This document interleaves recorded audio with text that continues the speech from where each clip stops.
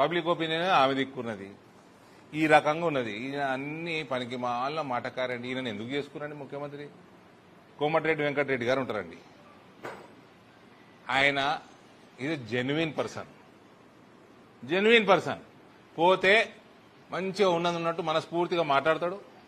అయ్యేది ఉంటే అవుతుందని చెప్తాడు పని, అయ్యేది లేకుంటే కాదని చెప్తాడు, ఎందుకు కాదో చెప్తాడు, చెప్పిన మాట ఇంప్లిమెంట్ చేస్తాడు. అట్లాంటి నేను ఒక డిగ్నిఫైడ్ జెన్యున్ మనిషినన్నా ముఖ్యమంత్రిని చేసుకునేది ఉండే. వస్తారు, ఇట్లాంటి వాళ్ళు వస్తారు, క్యాంపెయిన్ చేసుకుంటారు, మస్తీ చేసుకుంటారు. ఉప ముఖ్యమంత్రి ఏదో పడేస్తే అయిపోతుండే. ఒక జెన్యున్ లీడర్ని, డిగ్నిఫైడ్, కొంచెం డీసెన్సీ, మాట మీద నిలబడేటోనన్నా ముఖ్యమంత్రి చేసుకునేది ఉండే. 2029 కాంగ్రెస్ల చరిత్రలో ఎన్నడూ లేనంత అధ్వానంగా ఓడిపోతుంది ఇక్కడ తెలంగాణలో. 1985 చాలా అధ్వానంగా ఓడిపోయారు. 1994 ఇంకా అధ్వానంగా ఓడిపోయారు. 2028-29 రేవంత్ నాయకత్వంలో కాంగ్రెస్ పార్టీ చాలా అధ్వానంగా ఓడిపోతుంది. కానీ మన మోడీ గారు ఒకటి మెరిసే జుడిజావని,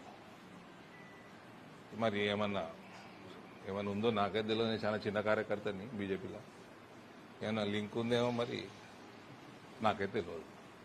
అట్లాంటిది ఏమైనా ఉందా? సువేందు అధికారి.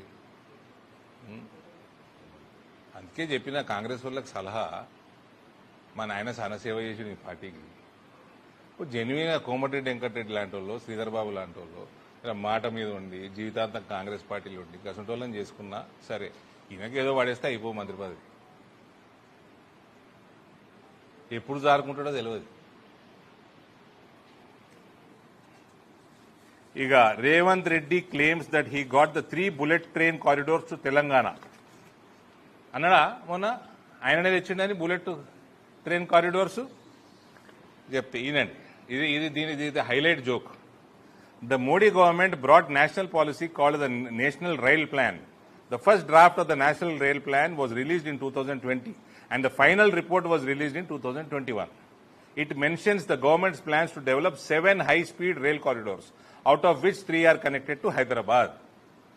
2020లో స్టార్ట్ అయింది, 2021లో రిపోర్ట్ కంప్లీట్ అయింది. ఈయన లోటపి ఏడున్నాడు. ఈయన అప్పుడు దుబ్బాకల డిపాజిట్ వీకింది, జిహెచ్ఎంసీలో డిపాజిట్ వీకింది, హుజూరాబాద్లో డిపాజిట్ వీకి ఈయననే ఏడున్నాడో గాయబుండే మనిషి. ఈయనట రైల్ కారిడోర్ తెచ్చినట్ట. ఈయన రైల్ కారిడోర్ స్పెల్లింగ్ అడగాలి. జర్నలిస్ట్ అని చెప్తున్నా, ఇట్లాంటి మంచి టాపిక్లు వచ్చినప్పుడు రైల్ కారిడోర్ స్పెల్లింగ్ అన్న తెలుసా అని అడగాలి. ఈయనకి ఏం సంబంధం అండి? 2021లో అయిపోయింది ప్రణాళిక. ఇప్పుడు వచ్చినాయి అవన్నీ. Pune to Hyderabad, Hyderabad to Bengaluru, Hyderabad to Chennai. ఇంకోటి రేవంత్ దీంట్లో అంట్లా చదువు సంధ్య ఉంటుంది, రీసెర్చ్ ఉంటుంది. అది తమరికి ఎక్కదు. అది మూసి ప్రక్షాళన చేస్తావు, మరి కారిడోర్ చేస్తాను, అంత రీహాబ్ అందరికీ ప్లాన్ చేసి నువ్వు కూలగొట్టుడు ఉన్నది కానీ ఒకటి కట్టింది లేదు. ఏడికి షిఫ్ట్ చేస్తావు కూలగొట్టిన ఇల్లు అన్ని ఉట్టి మాటలు, 4 రూపాయలు వేసుకపోవడు. ఇది the criteria for high speed rail corridors are ఇవి అన్ని రీసెర్చ్లు ఉంటాయి.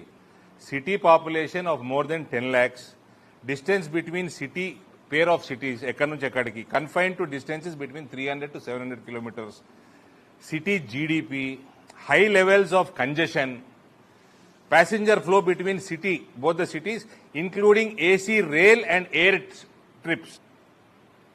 ట్రైన్లలో తిరిగేటోళ్ళు ఏసీ కోచ్లలో ఎంత తిరుగుతున్నారు, ఫ్లైట్లలో ఎంత తిరుగుతున్నారు, ట్రాఫిక్ మూవ్మెంట్, దాని మీద రీసెర్చ్ ఉంటుంది. Corridors having AC passengers more than 50% identified.